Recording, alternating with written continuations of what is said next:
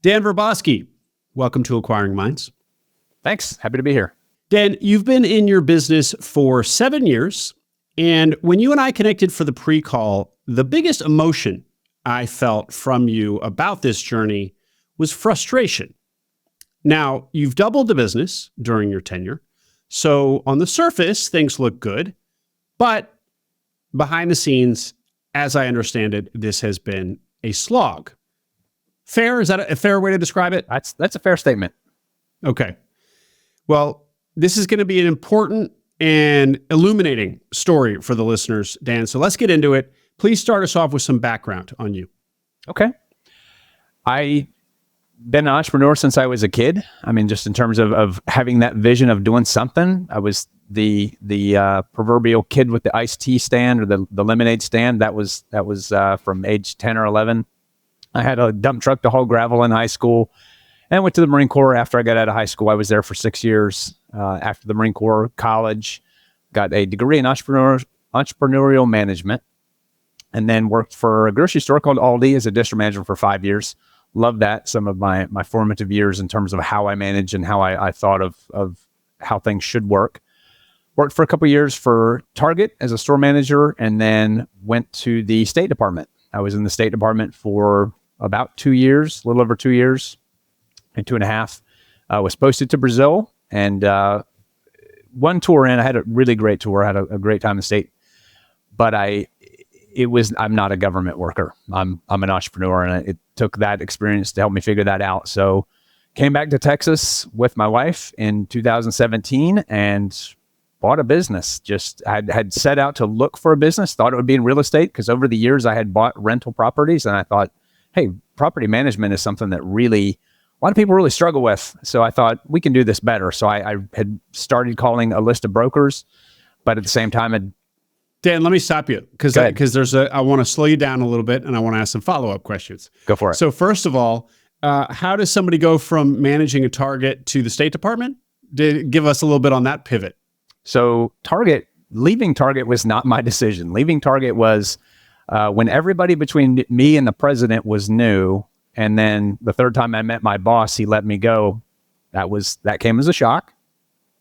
So I had suddenly went from 60 hours of work to about 4. But I took that opportunity that year. I bought 5 houses, and I just took kind of a year to figure things out. And during that year, I had applied for the State Department position as Foreign Service Officer, and I got in. So I had a plan in my head to continue to buy rental real estate and then retire young. But what that year taught me was I don't think I'll ever retire. It was for the first 3 or 4 months, it was great. For the next 6, it was really boring. So I decided that really wasn't what I wanted. I didn't want to sit around and collect rent for the rest of my life. I wanted to add value, contribute somehow instead of just being a rent collector. So I set out to do the next thing, and State Department was a really awesome opportunity. Very thankful to have had that opportunity. It was amazing. I met my wife in Brazil. And so, I mean, it's really done a lot of great things. Fantastic group of peers I had there. But at the end of the day, I'm not a government worker. So for me, that wasn't the final stop. So after my first tour, despite it being a really good tour, I said, I just need to do my own thing. I'm feeling, at that point I'm in my mid 30s, and I'm thinking if I don't do something soon, then I'm not going to have the energy maybe at 50 to take on a startup or buy a business. So I pivoted at that point. Okay. And going back to your real estate investing year, so you accumulated 5 homes, 5 doors, single families? Yes. So I had, going into that year, I had 5 properties, which I had started investing in real estate around 2002. I mean, I grew up super poor. And I mean, it was just, money was always a worry. So I grew up thinking, man, I don't want to have to worry about money.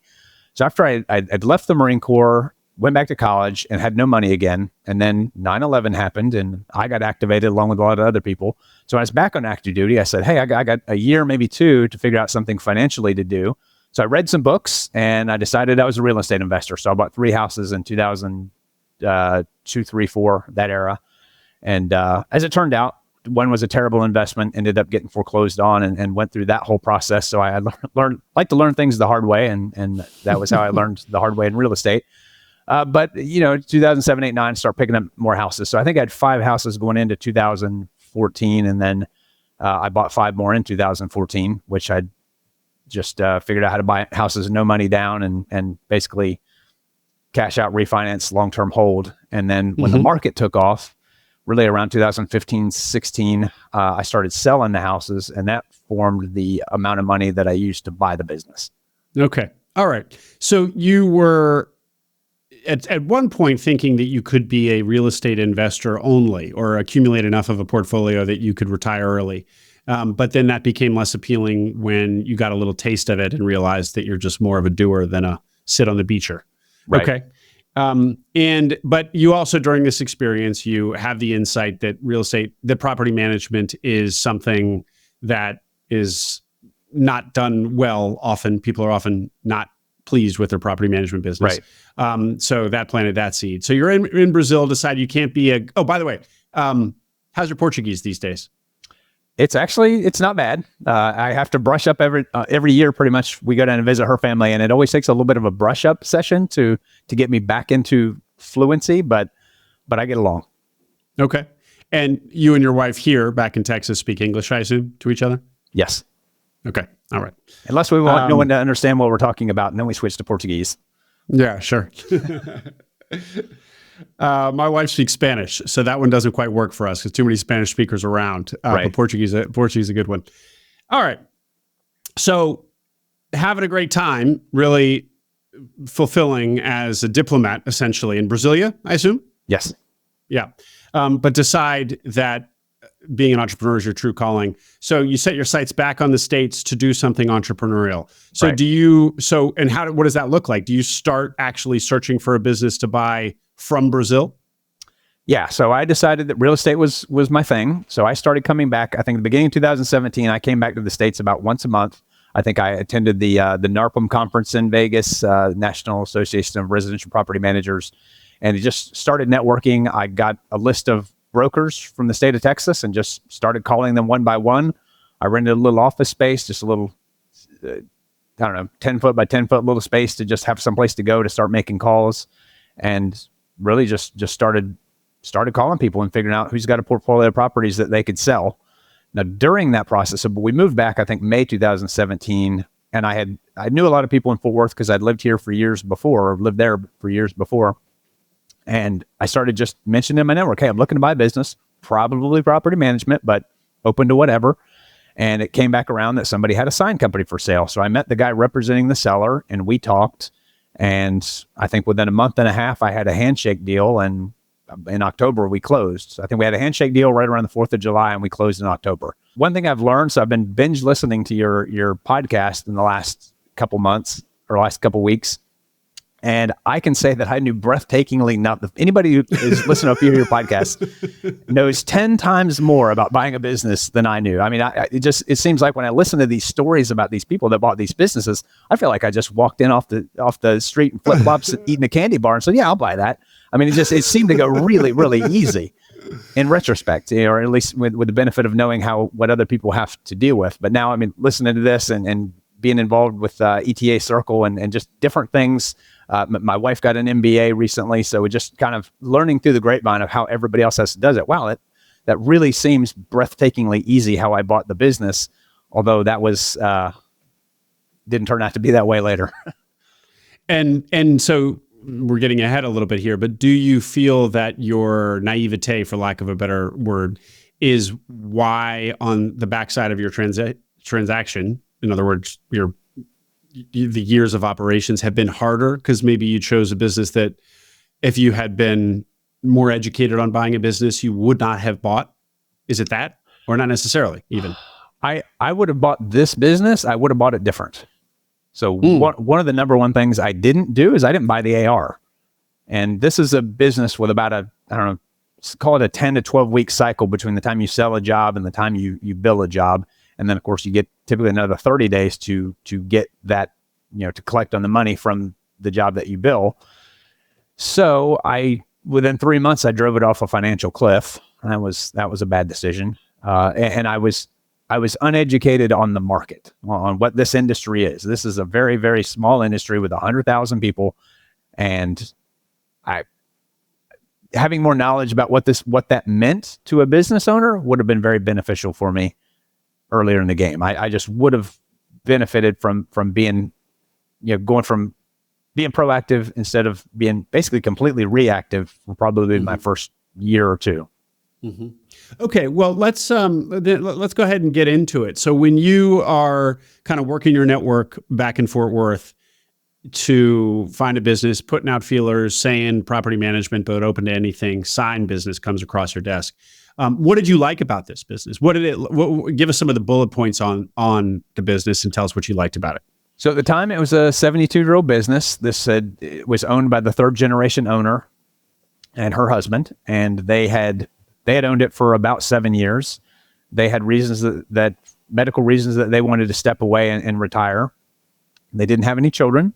The numbers look good. This was a business doing $2.7 million a year with about $650,000 in SDE.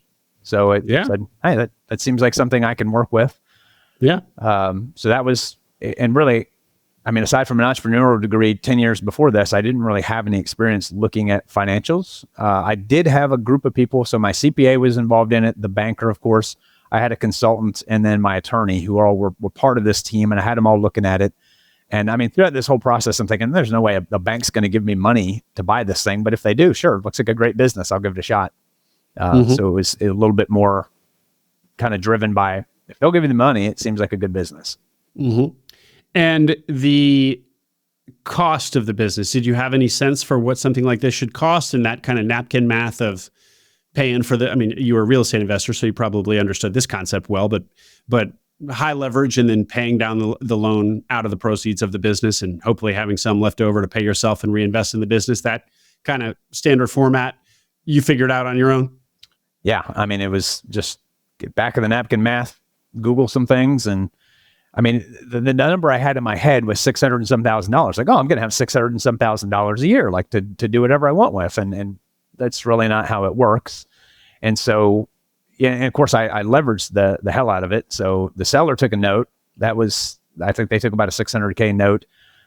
I put maybe $100,000 into it, $150,000, which was mainly just working capital. And then the bank financed the rest, which I want to say I paid. Well, and then I had the real estate too. So $1 million in real estate plus, call it 1.6, 1.7 for the business. And pretty much all of that was financed. So then when I bought it, so then of course I got to grow the business, because if I can keep my debt payments the same, but increase the amount of money coming in, then that seems to work. So it was buying a business in an industry that I didn't know, with people that I never met, which was also one of the lessons. I would never buy a business again without meeting the employees. And that'd be a red flag for many reasons. But so I had all these things working against me, and then I needed to grow the business and, make payroll and that sort of thing. So very shortly, I think my first year I sold another house or two. And then my second year I sold another house or two until I got down to one house, because I think I'd sold 5 in advance of this, and then got all the way down to 1 because got to keep the doors open. I mean, sign that personal guarantee. The bankers are smart when they have you do that. Well, so I was going to say, Dan, that it seems like you got a pretty solid deal for a business doing $650,000 and $1 million piece of real estate for, what did you say? For so 2.7 total. Call it 2.7 total. Yeah. So on 650 in revenue, so that's what, a 3.5 multiple? Do I have that right? Excuse me, no, 4.5. 4.5. I think it was 3.5. 3.5 thereabouts. So it was basically as a multiple of EBITDA, which was less than the SDE, but that came out to, I think it was about a 3.5 multiple of EBITDA. Okay. All right. And the real estate aspect of this, how did that factor into your thinking? Was it just part of the deal? So you were like, okay, I'll buy the real estate, or did that appeal to you as a former real estate guy, former and current real estate guy? The real estate was okay. I mean, I didn't want to rent from somebody else. I didn't want to have, that variable to have to deal with. That said, this is kind of the industrial part of town. So I think most of the years I've had it, I get a notice from the tax department every year that my value has gone down. So I owe less taxes. So there's that. So I'm not going to get gentrified out. So that's the good side. Okay. All right. Well, but then of course, what you paid for the business is not really what you paid for the business, because subsequently it sounds like you had to put more and more money into the business as you sold down your real estate portfolio. Right. How much additional money do you think that you put into the business? Well, at the time I bought it, we didn't have a single truck under 10 years old. And so my first year, I think we spent maybe close to $100,000 on vehicle repairs, which I decided was crazy. So I needed to recapitalize the business because they had not been doing that, which, I mean, I get it. You're trying to sell a business. Why buy $250,000 trucks left and right? So I needed to do that. So I probably bought $1.5 million worth of trucks in the last 6 while expanding the fleet. So, some of it's just replacement. Some of it's just a brand new truck that we didn't have before. So trying to get the average age of the fleet down so that they're more reliable. Yeah. That's been the big CapEx expense. And then just things along the way we've got the same amount of square footage we had, but we need new offices, we need new phones, we need new computers. And so just doubling the size from 17 employees to 32 or so that we have now. That's carried its own costs. Sure. But I'm trying to understand how much you came out of pocket for this, because what you hope is that a lot of the money that you have to put back into the business is coming from the profits of the business itself. Right. That's the design. Doesn't always work out that way. But it sounds like you had to come out of pocket a number of times. Do you have any sense of how much additional? Did you put another 100 into the business over the years? 250 or 300, which I put in as a loan, and then I slowly paid myself back that loan over several years. Okay, so let's get in now to the operations. So is kind of the first slap in the face this AR problem. You didn't get the AR with the business, and then so I think financial cliff was your term of choice. Talk to us about what happened there. So by January, I bought it in October. By January, the bank account's running low. And I said, man, I put $150,000 into this. Me, just very limited understanding of this level of financials is like, where's my $650,000? Like that's this thing's supposed to be producing money. Where is it? And then, so that was the first hurdle, which, I had more money to put into it. So I did. It wasn't a game changer, but culturally, that was probably the biggest difficulty for years. This is a business that had been doing things. So 2.7 was, say, our sales year of 2017. That number hadn't changed since 2010.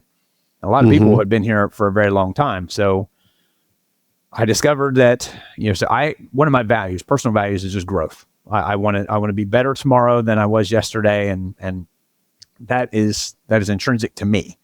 Organizations have values too. And when I think their value was more stability. The way we did it yesterday is the day we're going to do it today, and the way we're going to do it tomorrow.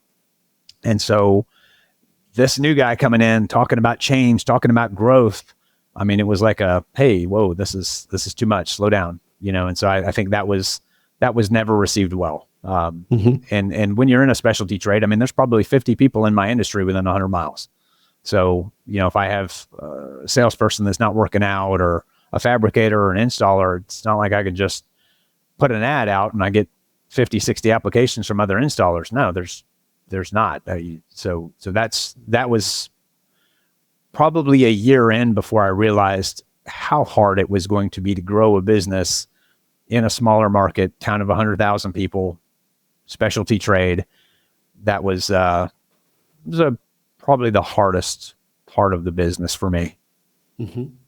Okay, so two things there: the cultural resistance to change, and then the related problem or recognition of a very thin pool of talent in your local market. So, that just presents problems on its face, that if somebody quits or moves or whatever, you're going to have to replace them. It's going to be hard to replace them.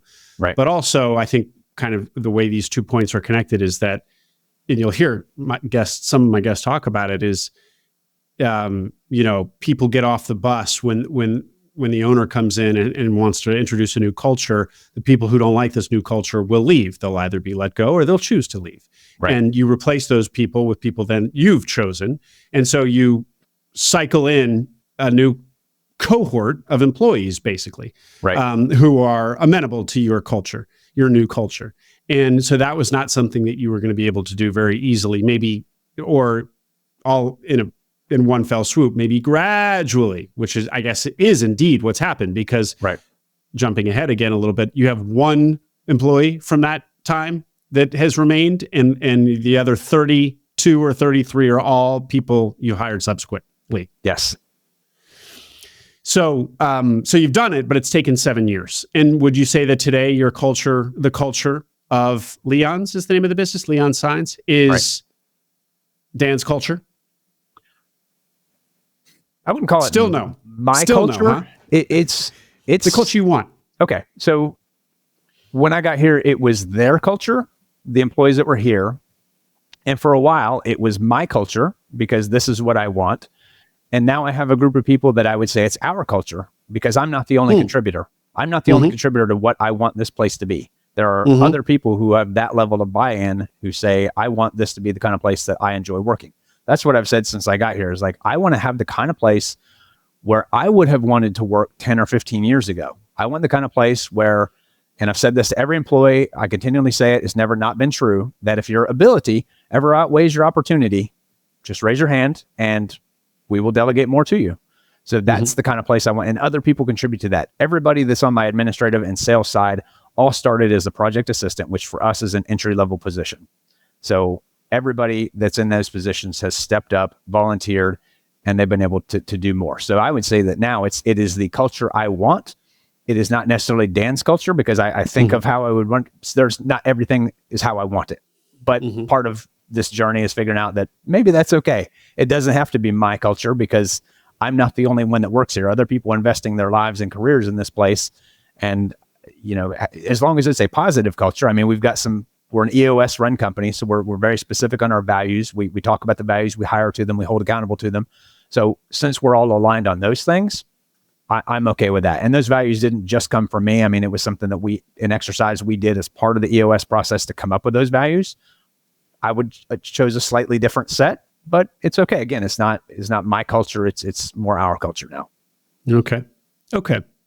Well, let's rewind back to the early days where the culture is definitely not your culture or a culture that you would like, and it was a culture that needed to change. Can you give us a sense of what it was like? What did it feel like? And really try to communicate here to people who might be out there searching for their own business and what it can look like and feel like to get into a business that you've now acquired and are responsible for and have a personal guarantee against and find out, this place doesn't feel right. Well, for the first 3 months, I had the owner. So the husband and wife owner, which that's the other thing. I replaced 2 people with decades of combined experience in the sign industry. And by the time they left 3 months after I'd gotten here, it was just me in those 2 positions. When you first come in, there's a honeymoon stage. Oh yeah, we'll follow you. Let's do this. My first inclination that this might not be the culture that I was envisioning was I think it was December 2017. So I'd been here maybe 2 months. I'm having a meeting with all the employees and I'm talking about some upcoming changes. And I said, hey, at the time we had an indoor smoking policy. We're outside city limits. So it's legal to smoke inside the building. And I figured this is some low hanging fruit. So at this meeting, I'm in front of all the employees. I'm kind of smirking a little bit. I said, hey guys, this year we're going to, on December 31st, we're going to end the indoor smoking policy. So effectively, we're going straight from 1965 to 2018, which I thought was kind of a clever thing to say. I laugh at my own jokes or whatever, but they didn't. There wasn't a whole lot of smokers, but it was just deadpan faces, and I said, okay, all right. That wasn't funny, but we still did it. And that was, I think I maybe would have changed things slower. I think I looking back on it, that was probably, it's not like somebody was in my office blowing smoke in my face. It probably wasn't, it felt like low hanging fruit. Like, hey, I can come in and make an immediate improvement and that will be, get me some buy-in, that sort of thing. That's not how that worked. That was probably the first gauntlet when they said, okay, yep, this isn't our guy. And they resisted so hard. Even though there weren't many smokers. So it was really kind of resistance to the concept of change, not this particular change. The idea of change was just completely foreign. I might as well come in speaking Portuguese. I think it was that different that, no, this works. Why would we change this? Well, because, like anything else, any institution, any organization, you're growing, dying, or dead. We're not growing and we're not dead. So what does that make us? So, and there was obviously a personal motive because if I don't grow the business, I didn't take a salary for, I took maybe, let's call it $25,000 a year. I took for maybe the first 2 years. it wasn't until the fall of 2020 when I said, hey, I can finally afford to pay myself more. So 3 years in, I gave myself a salary. And I think at that point, I bumped myself up to 50 or 75. And I don't make a whole lot more than that, or in terms of what I pull out is not a whole lot more than that now, because every time we make money, I'm thinking, okay, let's get another truck. Let's get, we need a new printer. We need a new, what is the thing that we need? Because in my mind, I'm running a marathon, not a sprint. So I'm more interested in what our profits will be in 2030 than I am in 2025, which is probably a little too forward thinking, but yeah. And Dan, now let's bring back your point that if you were to buy a business today, you would meet the employees. Right. So, which of course is not always possible. Indeed, it's often not possible. Obviously, for the reasons that the owner doesn't want to scare the employees, and often the buyer doesn't want to scare the employees. But there's all kinds of pretty clear reasons there. But if you had met the employees or in your future acquisitions, what will you be looking for? An openness to change, or just good chemistry, or what? Yeah. So of the values that we have, one of our values is growth minded. And when we sit down with new employees or we're talking during reviews, that's my number one value, because all the others, if you can grow, if you can learn, then anything else we could do together. But if your immediate reaction to change is no, that's not for me, then we're really kind of stuck, because even if we run perfect today, which we do not, the world out there is changing. I mean, we just got aluminum and metal tariffs announced 2 weeks ago that will affect our business. How's that going to affect our business? We need, can we pre-buy metal? Can we, what can we do? So, I mean, all that stuff's always changing. So even if we're perfect, we still have to change, and we're growing. So what works at a $5 and $6 million revenue company doesn't work at a $10 million company. And in turn, that won't work at a 15 million revenue company. So it's the number one value I search for. So I guess I would, if I couldn't meet the employees, if we go later to acquire something new, another location or whatever, and I can't meet them, I at least need some measure of way of measuring that. Is this your value? Are you going to be excited about new career opportunities? Are you going to be excited about, hey, wow, we've got a few new people, we get to train them?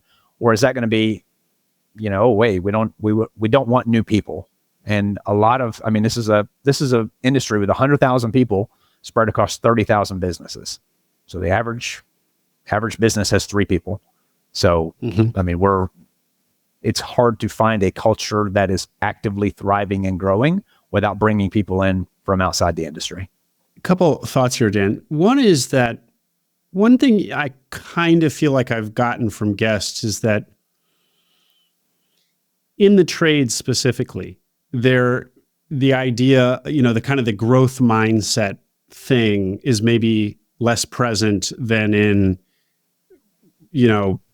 white collar land. I hate to make the blue collar, white collar stereotypes, but just kind of big career ambition, do big things, growth mindset, like you've said, maybe just isn't as commonplace as it is in an office with people who are all trying to have capital C careers. I'm treading very lightly here, but can you react to that? Do you think it was just the culture of Leon Signs? Or do you think that this might be a little bit more endemic to this type of work across the industry or across trades?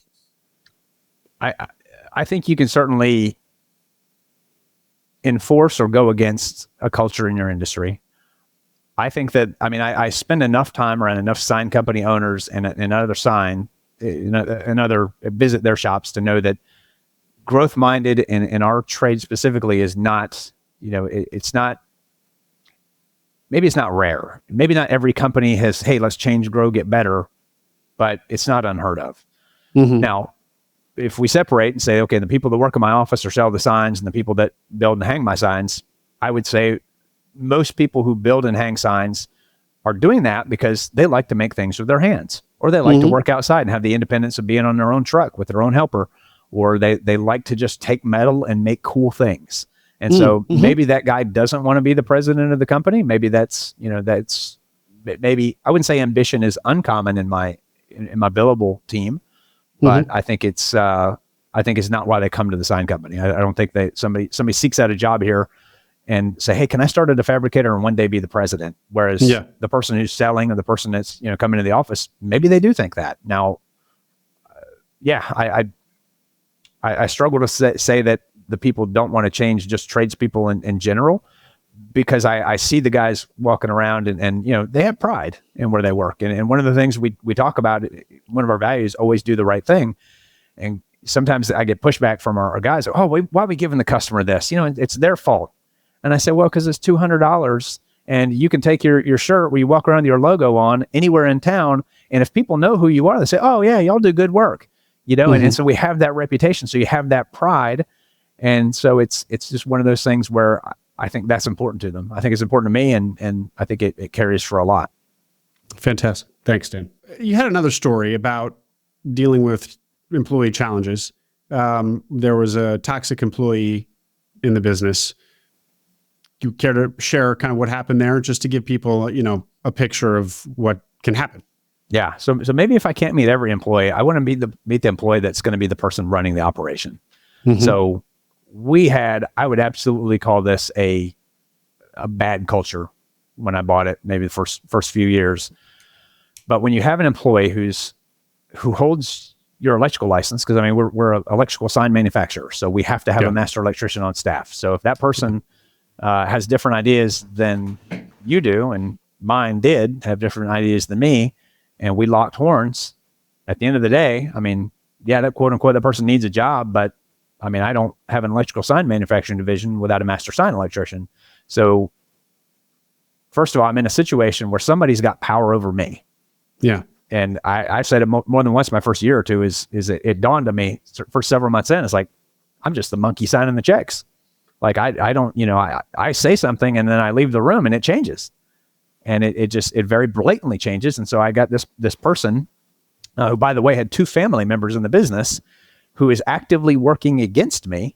And it was unhealthy. It was the relationship over years. I finally got to the point where I got a coach at one point, and it was wearing on me so much. And I know it was wearing on him a lot too, is that we just weren't getting along, and this was toxic. And he did something very blatantly. I had a whole group of employees standing in front of me, and I'm talking about how important our employees are to us and how important our business is, and how much we care.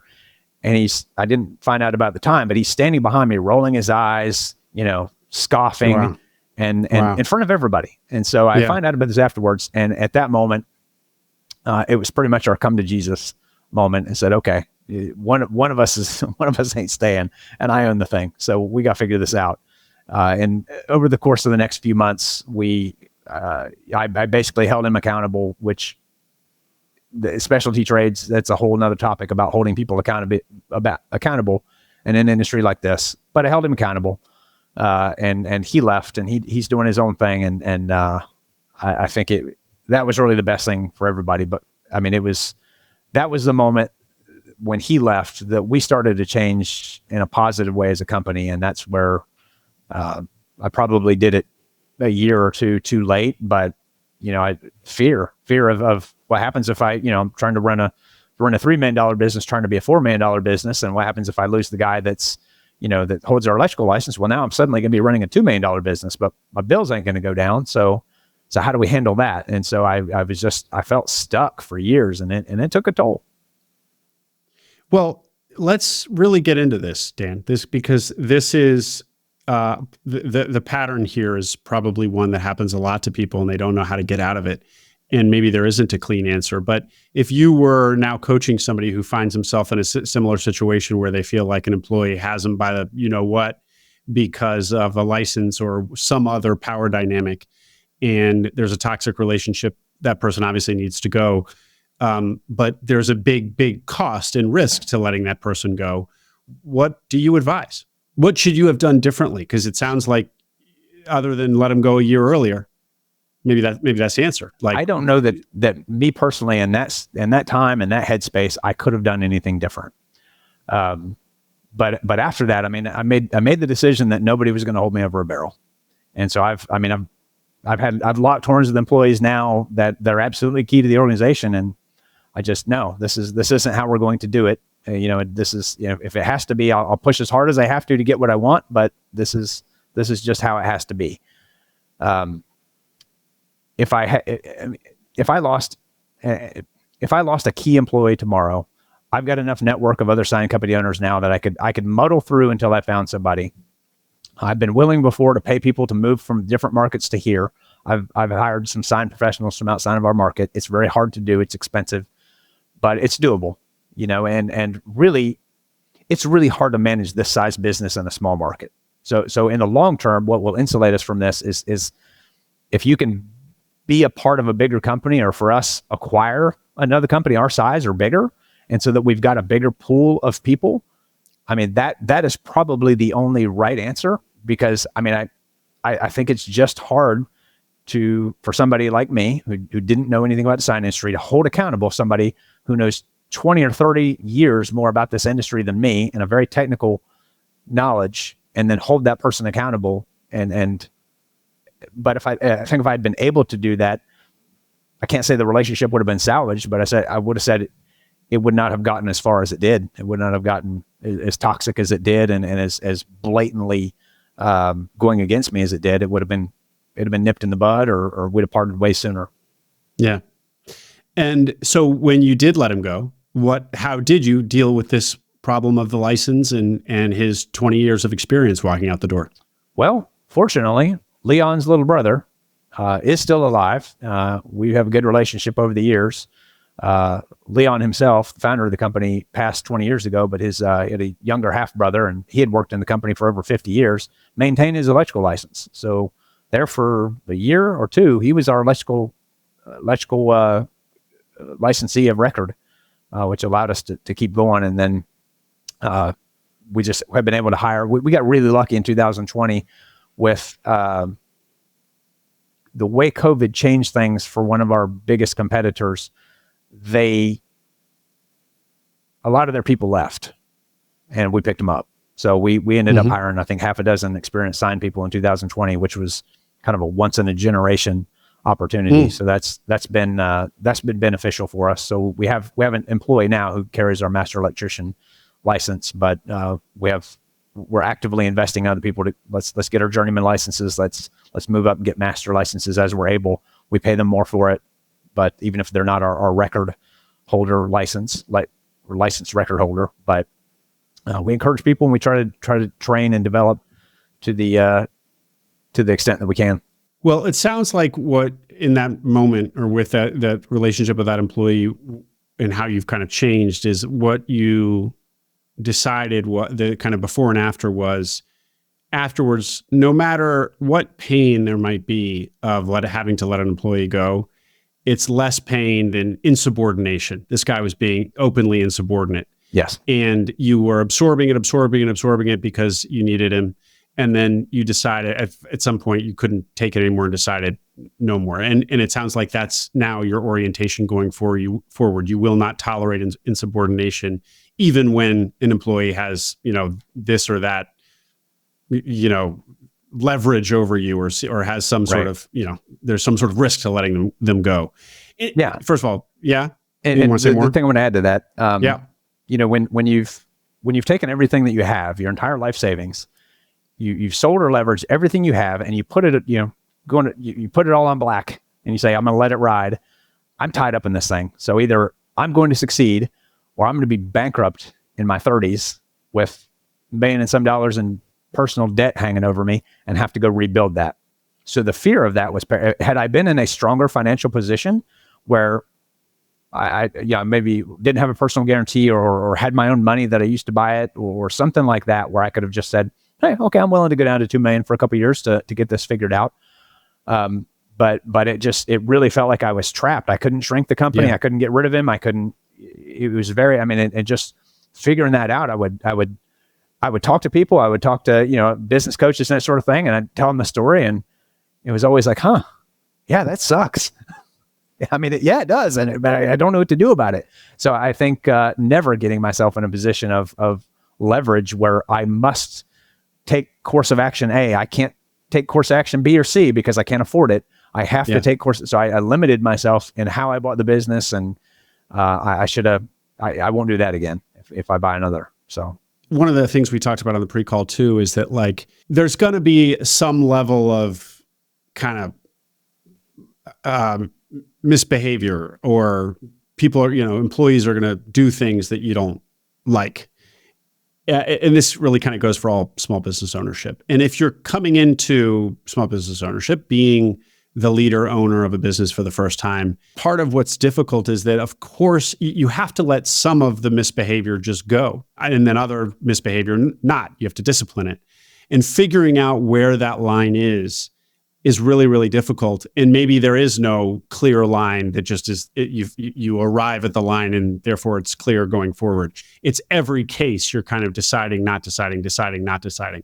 Parents will recognize this. This is the same thing, not to sound paternalistic about employees, but this is the same thing with children.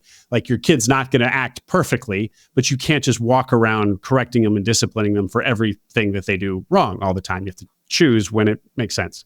Right. And so open insubordination was a pretty clear violation that couldn't go unpunished. And that was a wake-up call to you. But talk more about this theme. Do you feel like you found, do you still feel like you're looking for that line all the time? Have you gotten used to, have you built a muscle there? How do you deal with it today? Or how have you evolved and gotten better at it? Well, it's funny that the further you go in the journey of leadership, I can look back 7 years ago and see what all my gaps as a leader, because my gaps as a leader become the gaps as us as an organization. But during this process of trying to figure this out, I mean, I worked so hard. I mean, I completely burned myself out. Like 2000, 20 and COVID hit, and 21. I mean, it was probably 20 and 21 were probably two of the hardest years of my life, because I burned completely out. And I still had to come to work. I mean, there was days I just didn't feel like coming to work, but it was just, I don't care if the place burns down kind of thing. So when you go through that, it's, do you catch me on a bad day? Do you catch me on a bad day? Then it's, I'm going to be a lot more rough on somebody than maybe if it's a good day. But there's a lot, it's almost like having gone through that, I can tell you that it's almost like a raw nerve that, you almost lose control of your emotions. Like, I didn't want to get so angry, but I got so angry, I didn't want to get, and it's just, you lose that resilience of maybe saying, hey, this seems like a bad situation. Let's step back and look at this for a minute. And it just, you become very reactive and very harshly reactive. And I think that undermined my own progress, because it was very hard to deal with, when you're trying to recover from burnout, but you can't just take a month off. Like, I have been essential in this business for 7 years. There's very, very small periods of time that I've been able to pull out, take a week or two off or whatever, but I've never been able to work myself out of the business. So to go back to your original question about figuring out where that line is, I think I'm a lot better at it now. And I worked very hard at being consistent. And now that I've got a regime of being, I invest in my physical health, my mental health. I work out almost every day. I've got a 10 minutes of meditation most days. Do walks with my wife where we just kind of talk things out. My wife was in the business, which was a complicating factor, because she was kind of a fly in the wall to see all this stuff for the first couple of years. And then she ended up leaving to do her MBA, or leaving the business to do her MBA. So now we can talk about the business, and she's not emotionally invested. So I've got somebody that I can kind of just vent to. I've had a couple different coaches over the years. That's been very beneficial through associations, through the Texas Sign Association and the World Sign Associates. I've got groups of people that I know that I can call and say, hey, this sucks. What would you do about this? And so I think a combination of all those things has allowed me to be a better leader, and then just practice. I have done everything wrong in this place that you could have done wrong. I've made some serious screw ups. Maybe not everything you could do wrong, because we're in business, we're making money. Yeah. But it's been a really, I'd say this is, in addition to being the hardest experience of my life, which up until now was learning Portuguese in 6 months. That was previously the hardest experience. The contrast of running a business and being successful is that you cannot simply put your head down and work harder. Everything else I've done in life, aside from learning a language, Marine Corps, just put your head down, yes sir, no sir, and work harder. retail, Aldi, Target, just work harder. That's all you have to do is just work harder. And you get to a point in language learning, like business, where just working harder isn't enough. You have to work smarter. You can't just be active. You have to be productive. You have to be working on the right things. And so just learning all that and figuring out, having enough time in my day to step back and be the visionary and not just the sales guy, not just the whatever it is that they, have to do around here today, sign something or make a decision, or, it's hard to get in that perspective. But when I have been able to, that's been one of the things that has allowed me to grow and to stay with this business without completely just burning out and selling it years ago. And that burnout period, how did you get through it? Did you just kind of muddle through and therapy and meditation habit and start going to the gym kind of like little by little, or was there something more dramatic that you did to really pull yourself up? There was a period of a couple of years. I think for the most part, I maintained positivity at work as much as I could. I don't think I was a black cloud around here every day, but it took a lot of energy to not be a black cloud around here every day. And my leadership team got to see some ugly moments where I was not happy. But by and large, I would just go home and just collapse. I would just lay around. I'd fall asleep at 4, 5, 6 o'clock, whatever time I got home, and I would just sleep to the next day, and then drag myself out of bed and go do it again. And I think I don't think my friends and family enjoyed being around me very much, because it took all my energy to be positive here. I knew I couldn't come in and just start throwing things and jump up and down. That's, people are going to think I'm crazy, and then they're going to quit. Then where will we be? So I was doing my best to be positive here. But outside of here, just not, I didn't really have anything going. Yeah, I was just depleted. Yeah. And so over time, I could logically step back and say, this isn't the person I want to be. This is the life I dreamed of. I own a business. As of a couple of years ago, I own an airplane, and it's just like, why am I not happy? It's me, I have all these things that I said I wanted. I spent my whole life dreaming about. Now I have them. I need to be a little bit more positive. And but you can't just flip a switch and say, oh, okay, I was negative. Oh, now I'll smile, be positive. That's not how that works. So it took a lot of effort, a lot of my wife was absolutely pivotal in going through this with me and kind of helping me, reason through it and think through it. And, she's always planning vacations. So we would, on a Friday afternoon, we'd punch out, we'd go to the beach or rent an Airbnb somewhere or go somewhere, do something. And so that was helpful. And then last summer, I finally made a decision where I was mentally healthy enough to say, hey, I'm just gonna be the most positive person I know. I just really have to invest in that. So I got back into running. I had been, I hated running when I was in the Marine Corps. Now it's like, hey, I get to run. I don't say I love it, but it's something that gives me health and it makes me feel good. So I run, I work out, I just invest in myself. I spend quality time with my wife.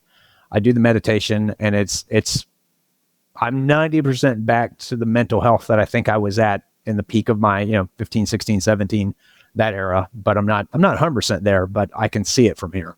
Mm-hmm. So that's been, that is something has been quite a journey, and it's taken a toll on me. But I think it's something having come through it, and I'm still here, and the business is still here, and we're doing okay. Yeah. And I, it feels like I'm not out of it. Maybe like there's still days that it's just like, oh God, this, something happens. It really sucks.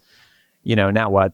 But by and large, it's taken me to a different place and a different level as a person, where when I came into this thing, I kind of had this, maybe not, I wouldn't call it entitlement. That's too strong of a word, but you bought a business, you bought a multi-million-dollar business. There's kind of this feeling like, hey, I made it. Like I'm good enough in life that I did this thing. Yeah. And that's why I think the last 7 years have been the most humbling of my life. It's like, just when you get there, just when you get to what you think is the finish line, like, hey man, I made it in life. That's actually the start line, And so now I'm self-aware enough to know that, hey, if something good happens tomorrow, okay, let's take that with a grain of salt, because the backside of that might be something different that follows it. So I think that journey of kind of the investment in myself and going through that and being here to speak about it is transformational for me, and it's helped me become a better person and hopefully a better leader. Dan, I think we need to understand better how you're doing in with respect to the business, because you yourself said, your quote, living the dream. We all recognize that's naive, but if you, on paper, it looks great. You've doubled the business. You have a plane. But then I also just heard you say, we're still here. We're still standing, as if the business is barely holding on. So give us, if you can, a clear-eyed sense of how healthy the business is. And then tell us about this plane. So when I say we're still healthy, we're still here, there were months or maybe even years at a time in the worst part of this thing that if somebody had just walked up with a check that made any kind of sense, I'd have been like, here's the keys, take it. I hate this place. I mean, I did not like being here. I did not like this company. I did not like my life. I mean, it was very, very visceral feeling that I felt negatively about this place. I would have given it up in a heartbeat. So going through that, it's like, okay, well, that didn't happen. I didn't want to be bankrupt in my 30s and just shut it down. And, no magic buyer appeared at the door with a multi-million-dollar check. So, just one step in front of the other. I kept going. Last year was fantastic for us. We sold just under 6 million. I think SDE was about 1.4 million. So I bought 2 new trucks, cash, because we needed 2 new trucks. So now we're positioned for more growth. Now there's some key things we need to do before we can grow, but in terms of what we've been able to do financially, yes, that is, money is not something that makes you happy, but the lack of money certainly is something that makes you unhappy. So we're past that point where we're hopefully mostly past that point where money is going to be an issue of something we have to worry about. I mean, I haven't worried about making payroll in years. I mean, so that's helpful. But the plane, I always wanted to be a pilot. So 15 years ago, I went out and got my pilot's license. I flew for a few years, but then didn't have the money. And in the fall of 21, I decided to get back into it. So I have a small 4-person airplane. I take my flying quite seriously. I'm not an idle person. So when I'm not here, if I don't have an active activity, I tend to just end up working because I want to do something. So flying is hard. It's difficult. I've been working on my instrument license for about 2 years. I still haven't gotten it. That's been its own frustration, but flying is something that allows me to apply myself to that is difficult, which my mind needs, but isn't this place. So even though it's hard, I go do that and that recharges me because I take my mind off of this. Whereas if I just go back and try to watch television or something that's idle, then I tend to my brain continues to work on this place. So I need something active. So for me, that's been great. Plus I get to fly places. That's kind of cool. Yeah, for sure. It's a really cool hobby. The $6 million, understanding that revenue and money is not the core of the story here, but still $6 million. Do you think that last year is sustainable, or do you think that was kind of a fluke and it'll come back down? I think I had to pivot this year to be the sales manager again to make that sustainable. Because I think it takes work. I mean, and one of the great things about having almost an 80-year-old business, we're not we're the biggest company doing business in the market. So we're not the biggest company in the market, but we're doing more business in the market than any other company.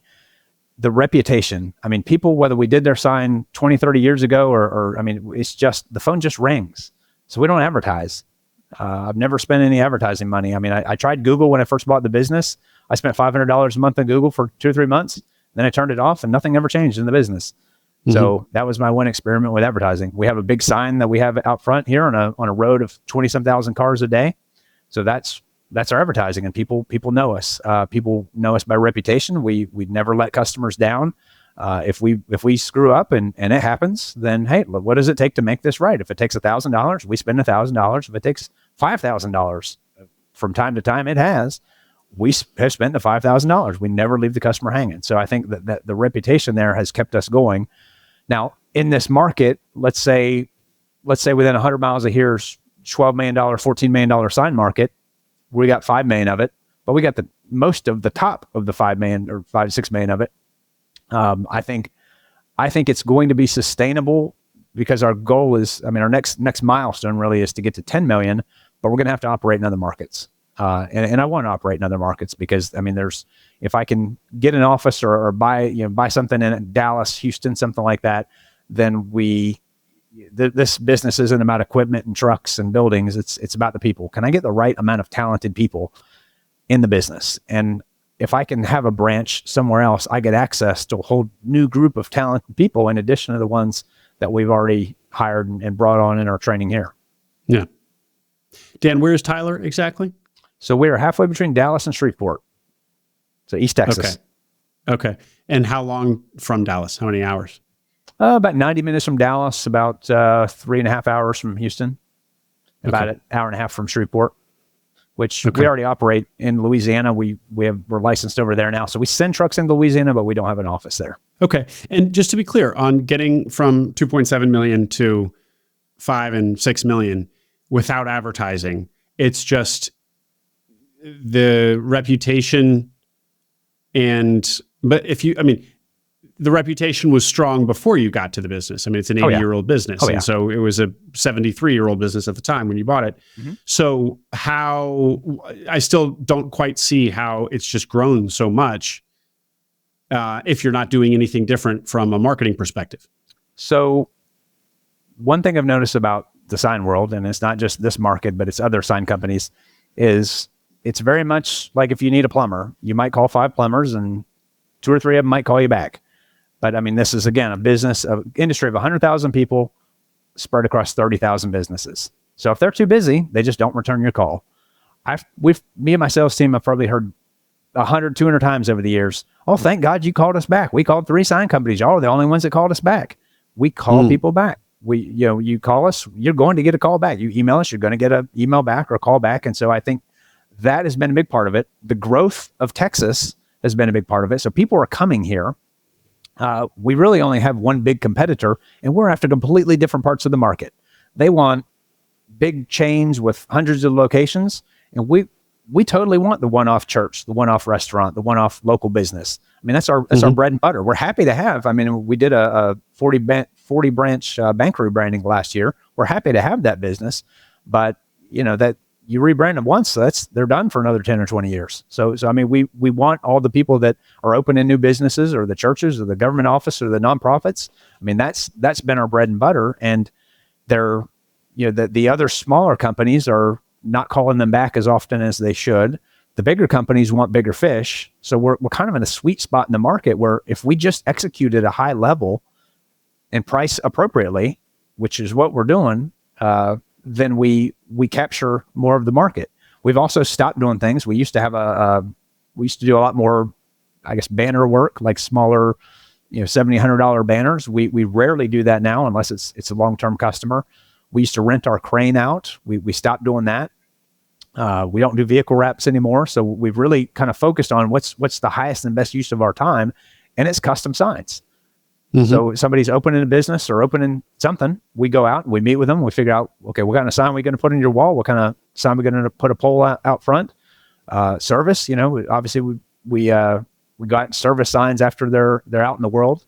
We backed everything up with a 5-year parts and labor warranty, parts and labor, which means if they're 75 miles away from me and we did their sign 4 years ago and they have a problem, I'm going to send in a truck 75 miles out and we're going to fix it at no cost. So, it's just, I think that we're executing well on enough things that's getting us traction. And again, I can't overstate that there's hundreds of people moving. I think number I heard is 1,200 families per day or something moving to Texas. And we're not the biggest city in Texas, but we're one of the fastest growing cities in Texas. So Tyler, Texas is your town is one of the fastest growing? Yes. Oh, I thought you kind of meant the Dallas metro. Wow. Yeah, we're far enough away from Dallas that we don't really do business in Dallas. We do business kind of up to Dallas, but it's there's enough people that move out to East Texas because not everybody moves from wherever to want to live in a big city. Some people want to live someplace a little bit more calm. Tyler's 100,000 people, 250,000 in the county. It's really, really calm and tranquil. I think a lot of people want to come here and raise families, start businesses, all that. And I think we've certainly been a beneficiary of that. If our market wasn't growing, I'd say, I can't remember the number now, maybe 4 or 5% per year, then we wouldn't be. But also, we're also taking a lot of market share from other companies that don't want it or can't do it. And as long as we keep executing at a high level, I think we can continue to at least maintain the market share we have, if not gain more. That's great, Dan. Well, I want to hear a little bit more about just this, get an education from you on the sign business. The way we'll approach this is when I hear you describe the dynamics of the sign business where people, there's enough demand and not enough supply. So the mom and pop businesses are calling sign providers and not getting calls back, right? And so you wonder, and then squaring that with your experience buying an existing business and all the cultural problems you had to deal with and so on, you wonder if starting a sign business almost would be easier for some enterprising small business owner out there. Now, that entrepreneur is not going to, let's assume like you, they have no sign experience, but maybe if they can find 3 or 4 people and maybe offer them equity or something, and they're calling people back and just over delivering on service, if they couldn't do really well without the SBA loan, the PG, the toxic culture that they're going to have to spend years fixing. This is actually not a question I often ask, but I should react to that.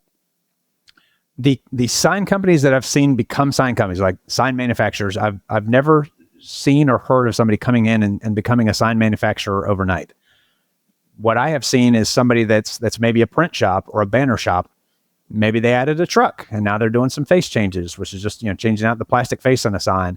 And then they do that for a couple of years, and now they hired an electrician. So now they're starting to manufacture signs, and then they don't start building. They'll buy from a wholesaler, and then they'll buy those signs and then go hang them up as though they built them themselves. And that's kind of a shoe into the market. Or if they've already got, if they've got sign experience, maybe they go buy a truck and then they run that truck around, they buy their signs from a wholesaler, and then maybe they add a second truck later on. I mean, that's kind of the natural way. But from outside the industry, I think buying a print shop, banner shop, something like that, and then kind of ramping up to a sign company, sign manufacturers is probably the most common route. But of all the people I've met and talked to, I've never heard of anybody ever just showing up and opening up a sign manufacturer overnight. The people are the key. I mean, if you don't have the right people, if somebody decided tomorrow they wanted to come to Tyler, Texas and open a sign manufacturer, they would have to take our people to do it. And so it's possible. Yeah, you could probably pay these people a few dollars more an hour and probably a lot of them would leave. I mean, we wouldn't, right? So, but then you're in a position of, well, now you're gonna be the highest person in the market because you've got the most to pay for labor. Yep. So how does that make sense? So then, I've just never heard of it. And it'd be a big risk for somebody to come in from outside the industry, which actually benefits us because, there's some barriers to entry to competing with us.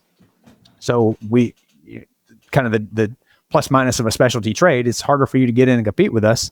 But at the same time, we better treat our people like gold and make sure that this is a good place to work, or the first person that comes sniffing around with a new business, they'll leave. And I don't want them to leave because we don't have a business without them. So something you said a minute ago, equity, give people equity in the business. Yeah, I'd love to figure out a way to do that. We still carry debt. We still are growing. So growth eats cash. But I'd love to find a way that we can take the benefits of what we're doing as a business and eventually get the employees more invested in that. And I've tried different things over the years of, hey, let's do a bonus for this, or hey, let's put an incentive for that, and various degrees of success. But I think that's, along with training, I think if we can execute on those, like somehow get a financial model that makes sense and rewards people for what they're contributing to the business more directly than maybe a yearly raise, and excellent training that enables us to scale, maybe not quickly, but more quickly than we could otherwise, because we're able to take people outside the industry and inside the industry and develop them really quickly. I think those would be key success factors for us and for really any business. I mean, probably any business outside the sign business. I mean, I think that's probably success factors for all of us. Well, let's have a minute just on the sign business, Dan. So if somebody listening is looking at buying a sign business, what would you tell them to watch out for? What kind of, give us some bullet points on a quick education on the sign business, on the sign industry. You've made it very clear that it's a thin talent pool, so that's going to be problem number one. Right. I've only ever looked at one other sign company. Someone randomly had a sign business for sale that they approached us with, and I didn't see the margins in there that I thought I should see that we have. So I mean, that was the number one thing is, I mean, are we making money? A lot of businesses are not very sophisticated. We have one good software in our industry, ERP software, that runs to run your business on. I think I'd look at profitability. I'd look at who the people are. I mean, I want to see, you see a lot of businesses in the sign industry that are second, third, fourth generation. You know, how involved is the family? Is the family, you know, is it just, are they just here to collect a paycheck? Are they contributing? What's the tenure of the employees? I want to see 20 and 30-year employees, but I don't want to see only 20 and 30-year employees. If their junior employee has 7, 8, 10 years in the company, that means they don't know anything about training. They don't know any, I mean, they've never trained anybody, or they're training people and they're leaving. So why are younger people leaving? And the younger generation is, I mean, they're more fickle than we were. You know, when we were coming up in the business, or in any business, you know, 20 years ago, it was a different time. And I think that younger people, they get kind of a bad rap of, you know, they don't want to work. They're not, you know, they're too snowflakey, or they're too, you know, they're too sensitive. Then I think that's true to a point, but at the same time, the old school way that sign businesses are a lot of doing, you know, yelling at people and, you know, throwing things and, you know, that kind of managerial behavior that mainly went away in the 80s. I mean, none of us that were growing up during that time ever walked away from a butt chewing from a guy like that and said, man, I'm going to work harder for that guy. So, I mean, you know, in that way, they've got it right. Like, hey, well, let's have a positively reinforcing environment. So, and I think that's hard for an industry like this. I mean, when your average employee count is 3, you don't send people off to Dale Carnegie training very often. You don't invest in the professional leadership development of people. So a lot of these people, I mean, have had bad habits that have never been corrected for years. They've just been allowed to get away. Well, he's got our master electrician license. I guess we got to put up with it. You know, it's just, and they've never had the coaching. They've never had the accountability. And I don't, certainly not everybody, but it's more common in this industry than I have noticed in other industries I've been in. So that would be, if I were looking at a company, that would be something I'd be looking at. Okay. That was great. And is there kind of a threshold, Dan, on how big or small? Like, do you need a certain critical mass of revenue or size of employees? I would think that maybe number of employees would be the key indicator there, because too few employees in an industry with already a really thin talent pool and not a lot of young people coming into the industry, that would be something you'd be too scared to touch. React to that. Yeah. So I think that one of the reasons I wanted to get from 17 to 30 or 40 as quick as I could was I wanted redundancy. You know, this is at 17 people, you know, we're doing all the same stuff. Well, actually more stuff at 17 than we're doing now. There were fewer things with more people. But I mean, if you got one person that can do vehicle wraps, then you have one person. If that person's out, you committed to a customer to wrap your vehicle today. Well, you can't. That person's out. I mean, you've got, at 17 people, you've just got one people, maybe 2 that can do each of your jobs. So everybody is an essential employee. At 30, we're at the point where we've got several of our jobs are done by multiple people. Okay, this person's out, this person's sick, this person's on jury today. What can we adjust? And we're able to adjust. I think our ideal head count would be north of 50. Like at 50, that for me would be a good target number, because now we've got economies of scale, because a lot of things will, you know, we don't have to get, I mean, payroll, for example. I mean, payroll we run weekly here. If having more people doesn't necessarily mean I need to add another payroll clerk, so I can get some economies of scale. And then you've got redundancy. And when you've got redundancy, then we've got the ability to train. I still think that big goal of mine is to have the best training in the industry. So, but we've got to have enough people to do the training, but we've got to train the people to get there. So I think that the critical mass is probably north of 50. I think there are a handful of sign companies that have hundreds of people, the big national companies. And I think you can, I mean, that certainly has its own benefits, I'm sure. But I think being just big enough to not be too small for me is probably at least 40, more probably in the 50s. Okay. And so essentially what I'm hearing is that you're going to try to solve the thin talent pool problem yourself by basically building a training function within your organization. As opposed to whatever, I don't know what the alternatives to that would be, just hoping that the market serves you people. That's clearly you've decided is not going to happen. So you're going to need to train them up yourself. Well, and there's good professional development opportunities. Every year we have a sign show. It's either Vegas or Orlando, called the International Sign Association. They have a trade show. And this past year it was, they looked like they really ramped up their game for training. So we spent 4 or 5 people out there to just go to all these different courses that they had and learn different things. And that is, other industry professionals in a specific competency, whether it's project management or sales or wrapping or whatever that is, going out and giving classes. And I found that very value added. So I think that'll be one way that we continue to invest in our people. If we can get more professional training, professional leadership training, the hard and soft skills. We as a company have a subscription to the Fred Pryor seminars, so that we're able to get people trained on whatever we need to train them on soft skill wise. We've got to come up with a better way of doing the hard skills thing. I think it's an industry problem that the associations that we're a part of are all talking about it. So there are resources out there, but at the end of the day, the person spending all day, every day in the shop or on the trucks or in the office, we still have to have the infrastructure and the plan there to adequately train them. And I think if and when we can we can master that skill, then we'll be able to take what typically takes, a 5-year sign person, we'll be able to do in 3 or 4. I think that's a key thing that I want to be able to do. Our mission is to build success with employees and customers. So to back way up to the beginning about why I bought a business. Yeah, I want to build something and grow something, but it had to be something, it was pretty broad. I wanted to morally agree with it, and I wanted to do some good in the world. Sign company, I like to tell people when they're interviewing, hey, we're not flying things into space and we're not curing cancer. But if you're a small business, church, nonprofit, government agency, you can't be found. You're not in business without a sign. So we can do a little bit of good there, but my real passion is to develop people to their potential. I want to take somebody that's got the right motivation, the right attitude, and just wants to just invest themselves in something.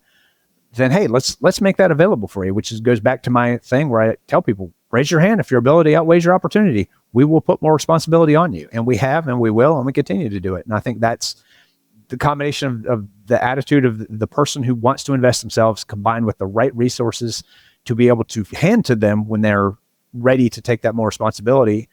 I think that's one thing we're executing at a fraction of what I think we can and should be doing.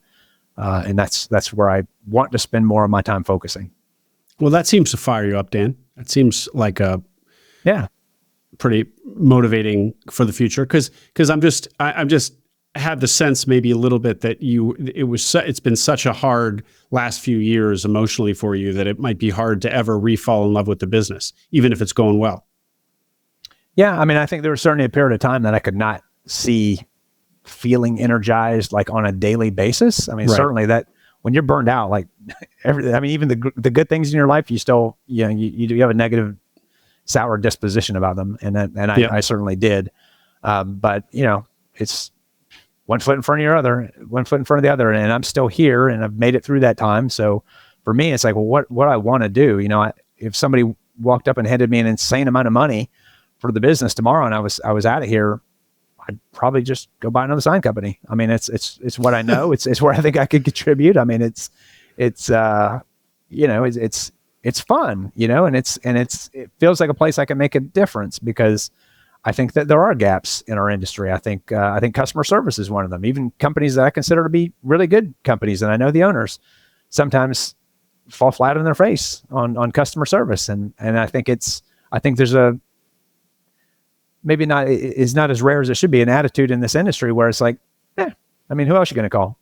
I mean, it's just, like if you own a building and you need your elevator serviced, I imagine there's probably not a whole lot of elevator service companies out there. Yep. It's kind of the same in signs. So I think that we can do better as an industry and I want to be a part of that. I'm in now. I'm at this point, I'm a sign guy. So it's going forward and continuing to figure out what I can do different. One of my favorite examples of this. So there's a guy, John Wooden, coach at UCLA, the 1960s until the 60s and 70s. His team, I'm going to butcher this, but it was 10 of 12 NCAA basketball champions. It had 10 to 12 years. They won 10. They won championship, the NCAA championship. And he's got Wooden on leadership, a few books out there that I've read over the years.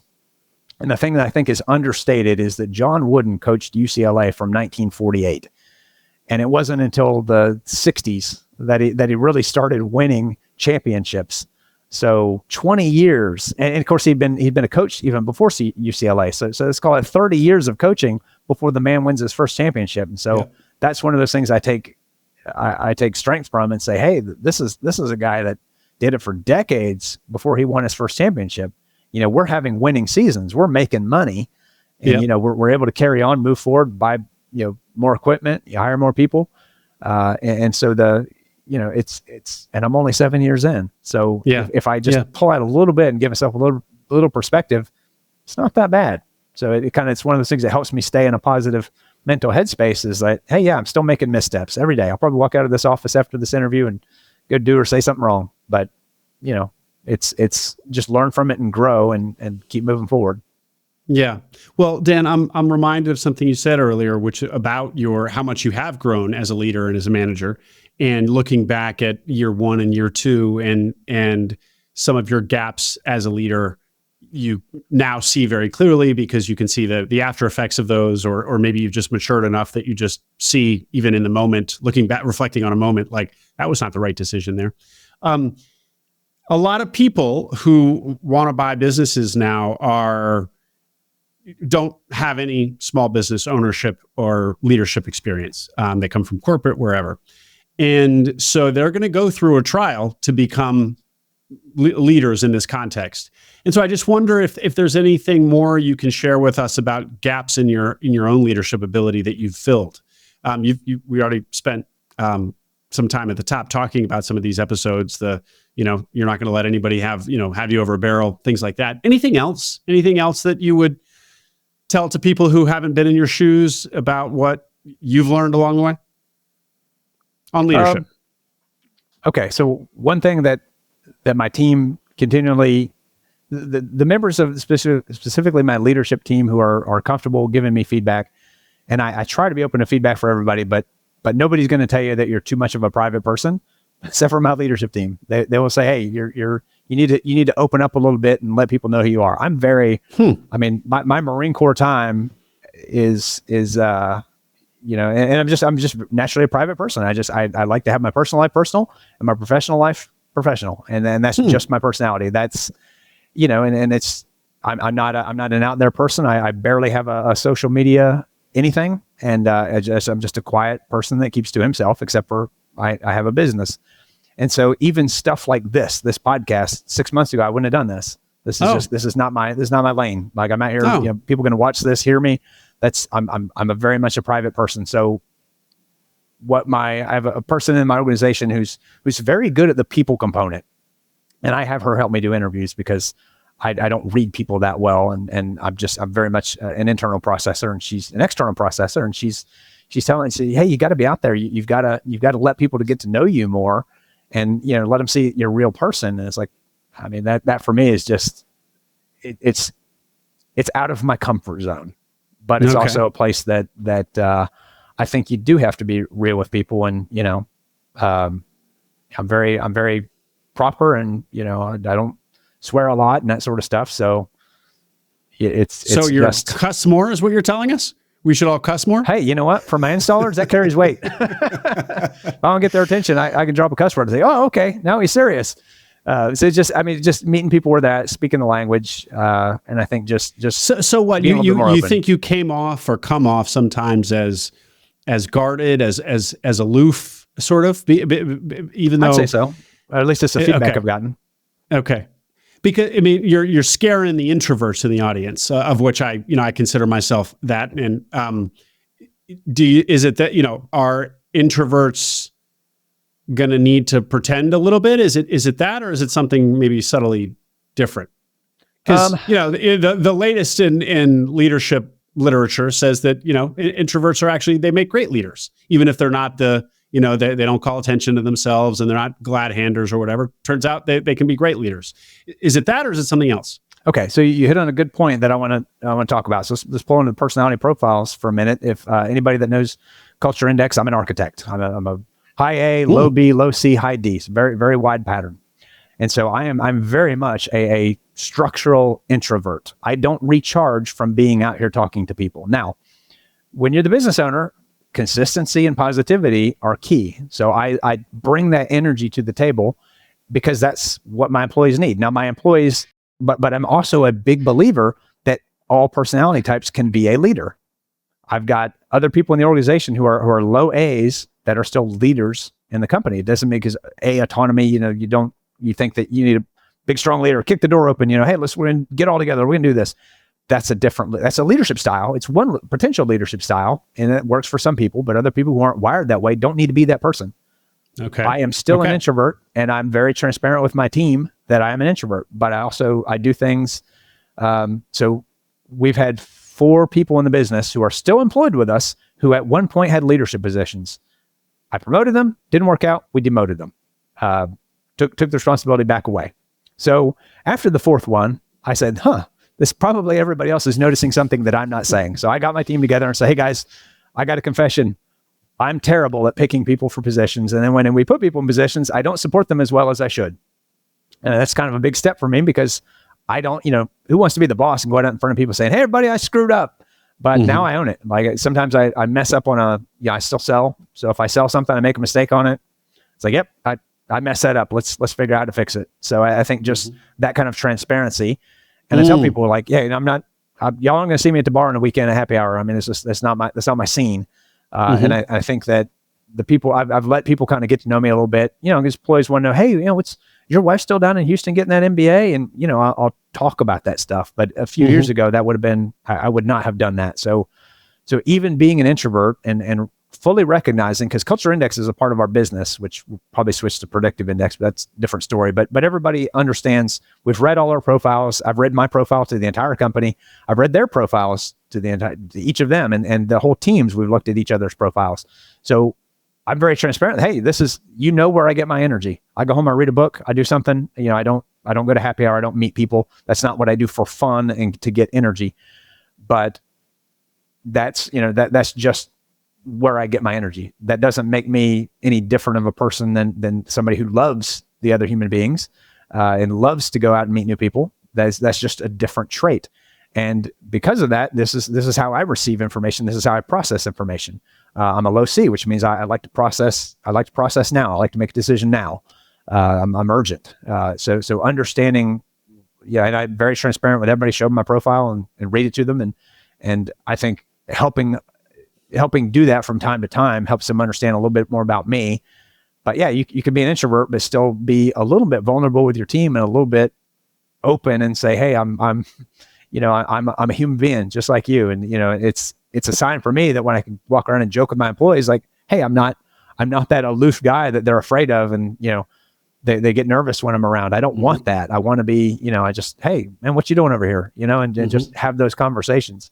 That for me is fun and rewarding. And it seems as though the more I've been able to give that of myself, the more I get of that. I know people, I know their personal stories. I mean, I know what's going on in many cases in their personal lives. Not everybody wants to share, and I'm not going to pry, but I think just getting to know people on a little bit different level, other than just, I'm the guy that signs the paychecks and sells some signs, I think is helpful. And I would, I guess you're asking me what other business owners who are introverts want to do. I'd be comfortable with the uncomfortable, be a little bit outside your comfort zone and be a little bit vulnerable with your team. Don't be so closed off, because I mean, they're all looking to me or whoever the business owner is. They're all looking to you, and they take their cues from you, and they want to know that, you care about them. And a really good book, Radical Candor, challenge directly, but care personally, and I no problem challenge directly, although I've certainly struggled with it at points in my time here.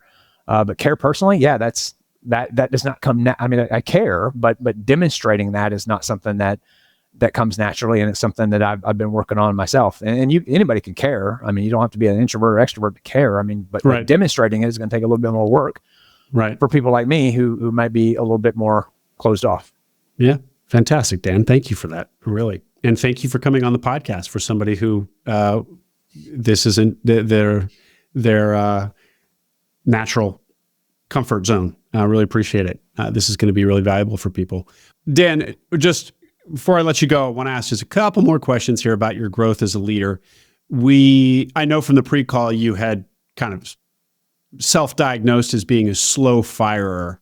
We've already heard a couple of examples of that, but is there any more to say about that? Is that kind of like a, conflict avoidance that you've had to get over, or what? If there's more to say, please.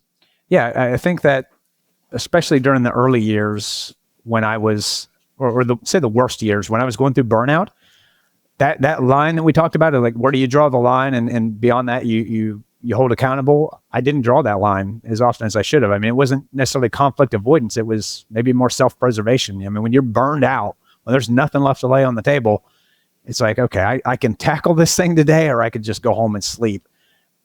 I probably made that decision too often to just go home and sleep and not deal with the problem. So 2020, 21, kind of going through that toxic phase. I think I've been better at it, but not as quick as I want to be.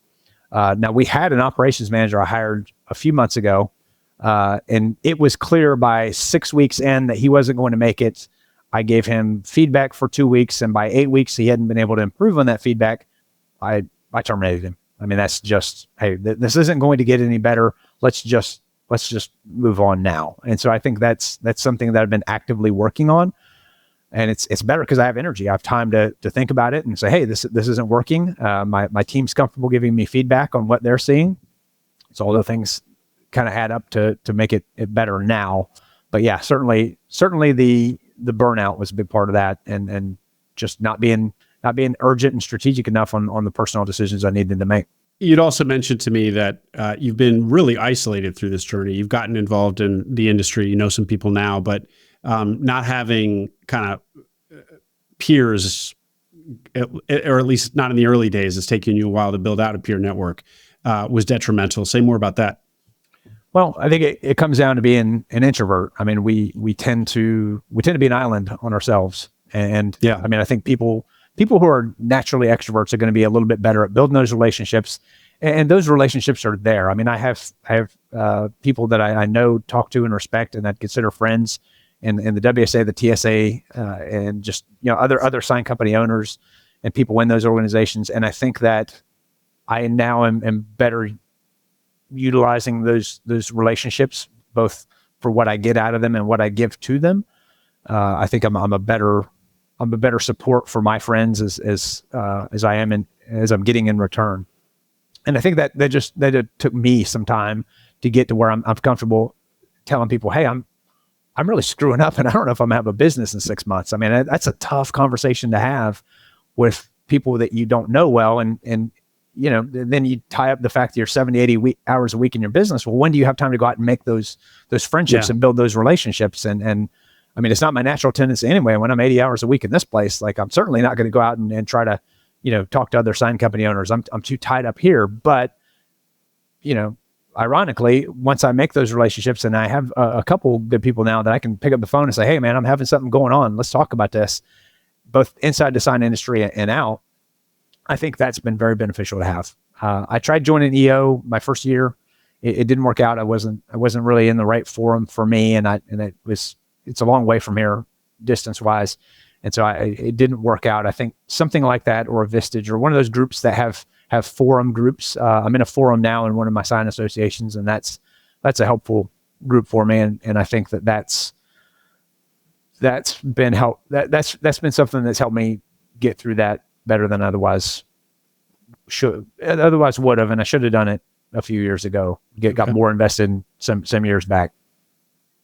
Well, you hear about the value of peer groups now a lot in our world, and in a number of kind of startups, if you will, around giving entrepreneurs who have recently acquired a business a place to go to lean on peers is something you're seeing more and more, and the value of it is recognized more and more. So actually, I'll tie that to my last question, Dan. Given that you are only now listening to Acquiring Minds, just kind of to acquaint yourself with me and who you're going to be talking to for 90 minutes. But you're kind of realizing how much education there is out there today for all this stuff, not just Acquiring Minds, all kind of books and other podcasts, et cetera. Anything that when you're consuming this content or that you have felt is really, really valuable that people who do know that you didn't? Are you like, man, if I had known that, oh boy, they're so lucky they know this sort of thing? I've listened to about 6 of these lately of yours, which it took 12 hours by that, because these are long podcasts. But just knowing that, just hearing the questions that they've asked and the diligence process they went through. Because most of the people that come on here seem to talk about, what it's like to acquire. Now mine's been 7 years, but just hearing what they've gone through and the steps they've taken is mind blown. I didn't know that was a thing. Oh wow, you're supposed to check this and do that. I mean, just I'm just listening to these things. I'm thinking, man, that is. I didn't know that. I didn't even know you should even think about that. So the podcast, the ETA Circle, which is a group in Houston that is kind of a bunch of searchers getting together, like and networking and talking to business owners and that sort of thing. I think that kind of stuff's really neat. I wish I'd gotten more involved in this years. I mean, I don't think your podcast actually existed in that time, but getting involved in and educating myself and realizing that buying a business is a job, just like getting a job is a job. I don't know why I did equate it to, there's a lot exactly. I didn't know. I had people around me that I thought knew. Nobody recommended, actually my CPA actively recommended that I didn't buy the AR. So, there's stuff that he said, well, it's only worth $1 if why pay $1 for it? Okay, true. But let's pay 90 cents for it, let's buy the AR because I don't have but X amount of dollars and I'm going to drive this thing off a cliff. Let's do a cash flow analysis and see if I should be buying the AR. I mean, just stuff that, seems painfully obvious now, but after listening to a handful of your episodes, it's like most people listening to your stuff know way more than I did coming in buying a multi-million-dollar business. So I'm glad it worked out. Well, Dan Verbose, this has been really a fantastic look into what's been a really hard journey, but I'm optimistic for you. Seems like the worst is behind you, and you got a foundation now for hitting that 50 employee number and beyond, $10 million and beyond, expanding to a second location, second market. We all hope all of that for you, but especially thank you for, as I said a minute ago, for getting out of your comfort zone and coming on a podcast, something that if Reed of ETA Circle had introduced us 6 months ago, you would have said no to. I guess you'll be on stage at ETA Circle. So now you're getting sucked in, man. You're going to be on all kinds of stages going forward here. Well, it's like I said, number one value, growth mindset. This is not my normal thing, but hey, I'm the first to admit, especially after 7 years of seeing everything that I'm doing wrong, to say that, hey, just because I haven't tried this doesn't mean it's not a good thing. So yeah, I'll give it a shot. I like to meet new people and yeah, I've been through enough bad stuff now and done enough stuff wrong that, hey, maybe somebody learns from this. I mean, I've got to where I was. One thing I didn't talk about enough was that the people that have helped me along the way, those 5 houses and I bought no money down in 2014 that led to me buying a business, was from my college mentor. He chose to be the second lien holder and made that possible for me. So, I mean, there's been enough people along the way that have allowed me and given me a hand up that really, I'm kind of at that point now where I need to be doing that in reverse. I need to be helping the next person up. And I think that's important for me. So this is, if I stay inside these 4 walls, that's never really going to happen. I've got to get out there and say, hey, I would like to be a resource. I would like to help people and answer questions and be some value to other people that are maybe considering or walking the same track that I've walked. Yeah. Yeah. Well, Dan, I think you really are in a position to help a lot of people coming up behind you on this journey. So if time permitting, I encourage you to do that. And I also think that you're a great communicator. So you should be in front of the camera or on the other side of the microphone or whatever it is on stage. I'm really surprised to hear that this is so uncomfortable for you because it feels very natural. So do more. Really great performance here. Appreciate the opportunity to be on here and talk with you. And to just even be exposed to this and listen to several of your podcasts recently. I mean, this is a really good thing you're doing, and I'm just happy to be a part of it. I appreciate it. Cool. Well, I appreciate that, Dan. And if people want to reach out to you, how do you like to be reached out to? LinkedIn, Dan Verbosky. Okay. That's the one social media that I wouldn't say I maintain it that well, but I'm on there, and message me through LinkedIn is probably the best way to get a hold of me. Good deal. And when is the ETA circle that Reed is putting together? When you'll be there? I don't remember. I want to say the 10th of July, but I think he's still solidifying that. But I want to say it's the 10th of July. Okay. Well, I think it's in July as well. I think that much I know. And Houston? Yes. Right. So ETA Circles, great ETA club run by Reed Pennebaker, I guess is how you pronounce Reed. I think it's Penneker. Oh, Penneker. Okay. But run by Reed Penneker. And Reed put us together. Reed's put me together with a couple other guests. And he's going to bring you live to tell more about your story at that event. So Google ETA Circle if you're going to be in Houston in July, everybody, and go meet Dan in person. Dan Verbosky, thank you very much, sir. All right. Thank you very much. I hope you enjoyed that interview. Make sure you subscribe to the Acquiring Minds channel below. We are now publishing twice a week, so tons of new interviews and stories to come. Stories that will help you along your own path to acquiring a business.